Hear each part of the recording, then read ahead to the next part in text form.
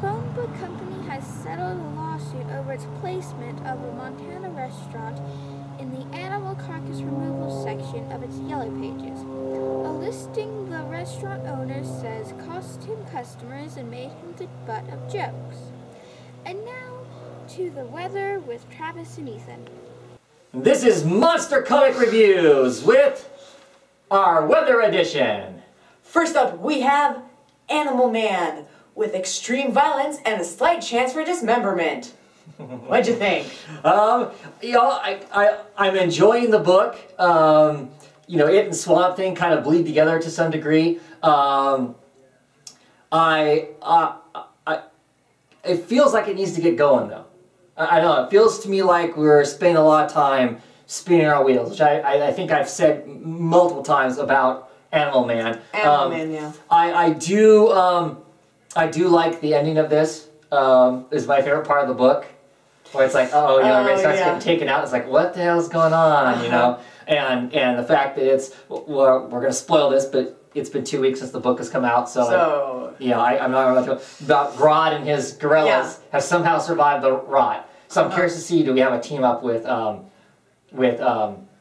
Grodd and whatnot? That'd be pretty cool. Out of all the team ups that could have happened, this is probably the harder ones to predict because Grodd is very prejudiced against humans. Yeah, sure. So I mean, because it's him, he's one of the very few people that I could see going,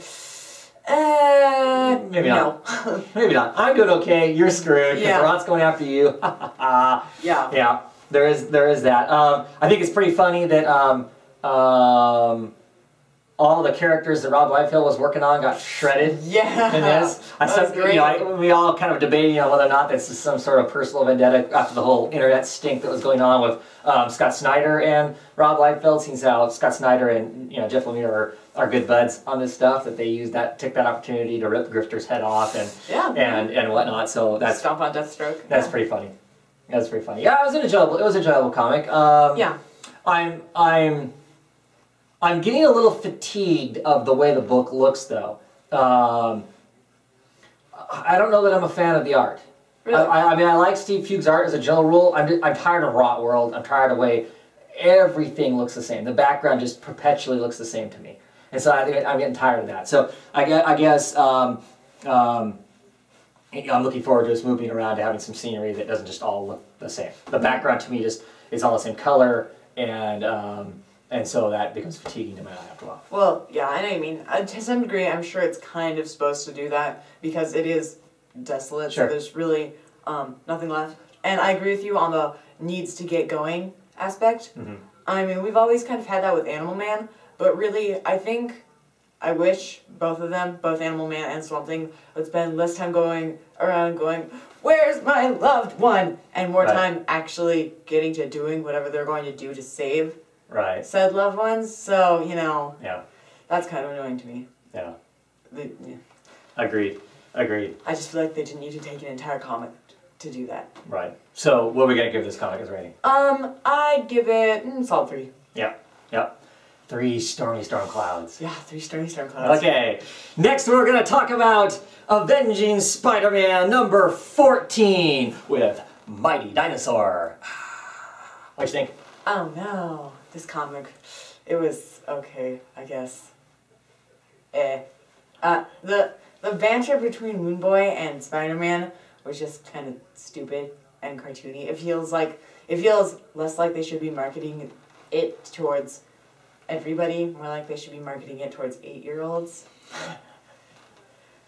Okay, so you think the banter between the two of them, not just the fact that Moon Boy obviously speaks in Lizard. Well, he speaks in Lizard, we already understand that, but they also have him speaking in kind of a caveman, kind of a, the fact that he's, it's, man spider as opposed to Spider-Man, and that, it's not just that, it's the dialogue, the dialogue itself is bad, is what you're saying? Okay. I didn't mind it so much, other than, it's like, okay, why, if he's speaking in Lizard, why can't he be, why can't the Lizard guys, sound articulate like the rest of us? Why does he have to be, me, Tarzan, Eugene, kind of a... Even if he was speaking in not, like, any language that humans speak, he's still speaking. Right. So there'd still be variations instead of just mumble, mumble, mumble, mumble. Right. Right.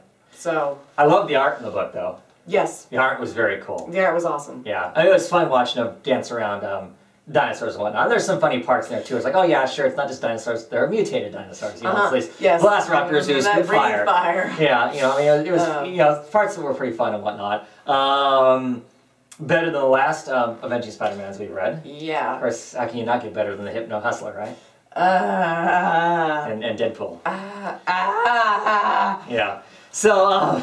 So, yeah, I don't know. This wasn't a bad comic, but yeah, I'm definitely excited. If you like watching lots of dinosaurs and whatnot, and a few superheroes, I guess it's a book for you.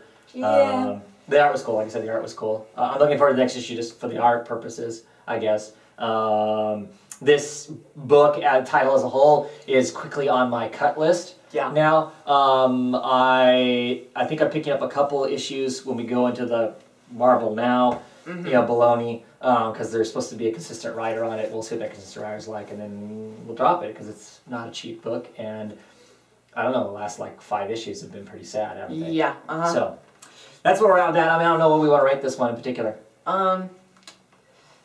I give it a weak 3. Yeah, and barely a 3. And that's all on the art. Yeah. Yep. Yeah, despite the fact it's actually written by somebody we like.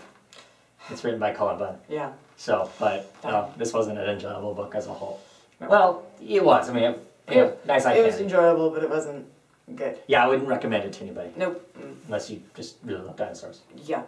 So, what's next? Next up we have Batwing, issue 14. He says, not being able to read the script. Okay, Batwing 14. What do I think of this comic? I have mixed feelings about this comic. I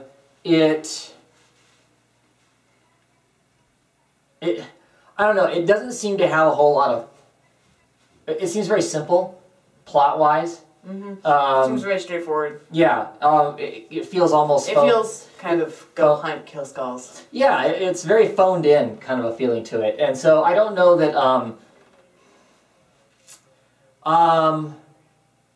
yeah, which is okay. I don't have a lot to say about it. I mean, I like the other heroine character that's in it. I swear, their favorite pastime is just to murder African superheroes. That's right. If you're a superhero of Africa, and you're not Batwing, you're dead. Yeah, basically, the body count's pretty high.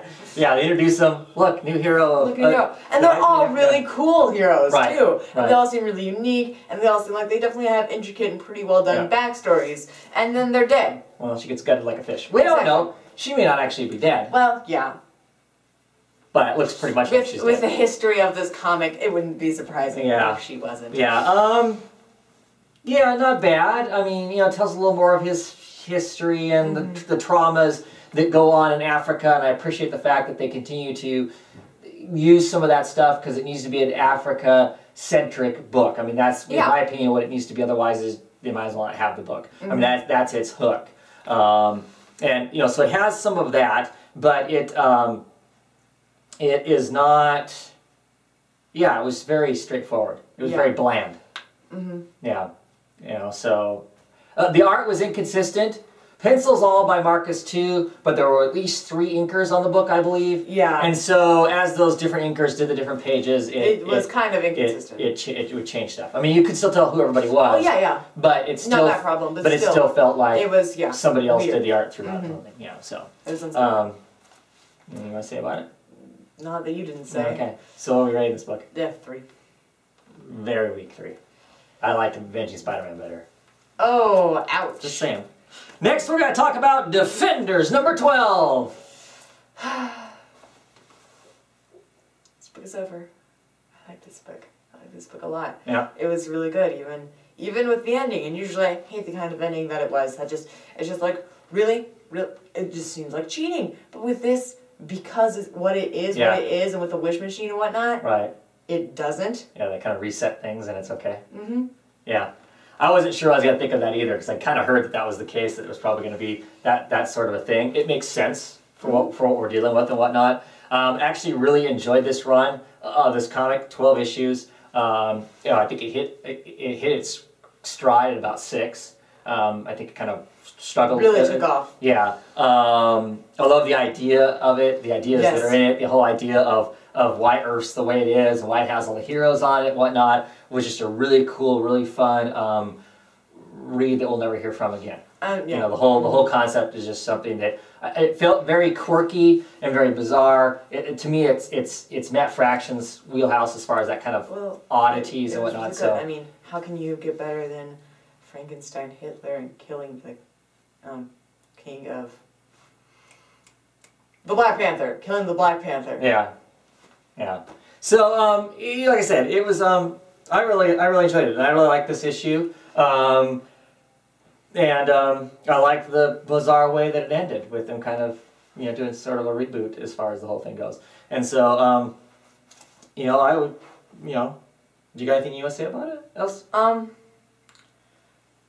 don't want to give away the ending and the off chance that somebody, you know, picks it up or whatever. I still like the big bad guys that's in it, the stuff around and whatnot. So cool. You know, you know, hey, you know what? There was no little dumb things at the bottom of the pages. Yep. Telling us that the world was going to end and whatnot. So, yeah, I really liked it. I would give this probably a 4. I think I'd give it a very weak 5. Yeah? Okay. So, what's next? Next up, we have Batman Detective Comics with a Number Poison 14. Ivy that doesn't suck. Yeah. Okay. Poison Ivy that doesn't suck, as opposed to what Poison Ivy that did suck? The Poison Ivy and Birds of Prey, who was crazy. I mean, okay, yes, she's a lady who controls plants, dresses up with Ivy, and runs around and kills people in the name of planet Earth, but still crazy and inconsistent and. Well, I don't know if it was I don't know if it was inconsistent, but yeah, we didn't like the way the Birds of Prey, her relationship with the Birds of Prey ended. One of the things I want to talk about, take a step this direction so we can actually see it. I like this costume. I even like this cover. And normally I get tired of the Batman Poison Ivy draped all over him type of covers, but I actually like this cover. Well, in this cover they make a good job of making her look costumed. Right. Yeah, as opposed to wearing a fig leaf in a couple of appropriate places, and then and at the end of it. I like Jason Fabrek's art throughout the whole thing. I actually like this book. I'm really enjoying this book. I think that Layman's doing a great job on it and creating an interesting story. His own little niche of the world as far as stuff. They kind of mention the Joker issues that are going on, but it's not taking over his book, at least in this issue. So we get to see other stuff that's going on. I think it's interesting his his addressing Poison Ivy in this. He's trying to use her. I mean, I really liked it. I thought it was an interesting story, and his fighting the. I like Damien on it. You know how Damien's like, you're going to stop her. Right. I mean, he isn't necessarily advocating Ivy's cause, but he's pointing out that right now there's probably better things that Bruce could be spending. Well, I think he is advocating. I think he is advocating her cause. I think he's saying, look, this lady is ultimately doing the better thing. You're right. Maybe her approach isn't necessarily right. Not necessarily. And he's not even completely arguing that it's not right. But he's certainly saying, look, this lady is eliminating the worst polluter in all of Gotham, and you're going to go out and stop her? You nuts? Why are you doing that? Yeah. So, I liked it. That was pretty cool. I actually really enjoyed the Detective Comics. It's really become a fun book to read and whatnot. Yeah. And how about Oswald? Yeah. They're killing the guy, killing the assassin. So now suddenly he's the hero. Yeah. I'll be curious to see how they continue with that and how they're going to approach that one. It should be pretty funny. Yes, obviously, we already knew that Bruce isn't just mindless Batman, but in case he didn't, he's totally going to go after Oswald because he insulted the name of his mom. That's right. You don't mess with people's moms. That's what it comes down to, right? Yeah, you don't mess with Batman's mom, especially. Like, oh man, so it'll be pretty cool. But what would we rate that book? I give it 3 week counts out of 5. Okay, yeah, I agree with you. Okay, and last for this half, we're going to talk about Dial H, number 6. What'd you think? I think I need, just a book with all of Manitou's reject heroes in it. No kidding, I want to see that. Powers. I want to see that list. It's got to be pretty awesome. Because on the cover, we can at least see what Kid Torture looks like, yep. So... Yeah. With the hooks and the pinchers and whatnot. Yeah. So, But I love the fact that they're discussing not using some superheroes because their powers are too bad, or they're offensive. They're so politically toxic. Yeah. Well, Chief Wahoo. Yes. Me, and he slips into the dialogue. Me like a big time. It's that whole 30s, 40s. Chief's a big trouble. Yes. Oh, it's just horrible. Okay. And funny. So it is. It's hilarious. How about his pony? Offensive. His flying pony. Wingy. Wingy. Who stops the kidnapping by pooping on them from the air. Of course. That's a weather forecast for you. But like I said, like you were saying, I really like the book. I mean, yeah, you're right. It'd be awesome to get a list of all the crazy heroes that are out there and whatnot. Now, just to see what all the writer and artists could come up with for craziness. I also like the fact that they do talk about the political ramifications of them going out and whatnot. Why she continues to wear a costume. Not just to hide whatever's underneath it, but also to keep her personality. Yeah. They keep hunting on the fact that there's this struggle of losing your own.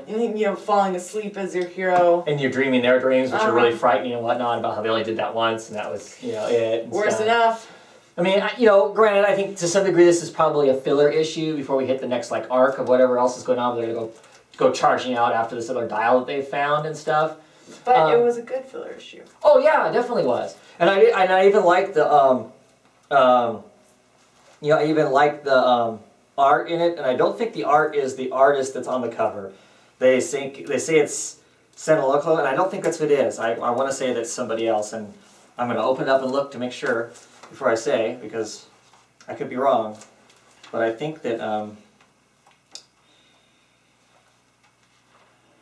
yeah, see in here, the actual artist is David Lampf, who does lots of kind of independent kind of books. He's also the artist writer for Young Liars and stuff like that. He occasionally does books for DC and books for Marvel. He writes a lot of stuff. I think he's writing Age of Apocalypse from Marvel and whatnot. But I liked his art in this. I think he's a pretty good fill-in artist for the book. I think it's kind of irritating that they don't have him on the cover getting credit for it. But it was like I said, I liked it. I thought it was a pretty good book. Yeah. I'm enjoying this book more and more. I'm looking forward to seeing where they go next. Yeah. I'm liking Nelson more and more. I mean, he's still got some of his habits and all that kind of stuff, which is great. I'm curious to see if he ever embraces the whole costume thing like Mantu does. I don't think he's going to, but because I think if you do that, it kind of kills some of the fun of the comic of having them run around being whatever this goofy, goofy hero they are at the time. So, anything else to say about it? No. Okay. I would give this a very solid 3. Yeah. Yep. Okay. Well, I think that's it for the weather. After a short commercial break, we'll bring you back with your 5-day forecast.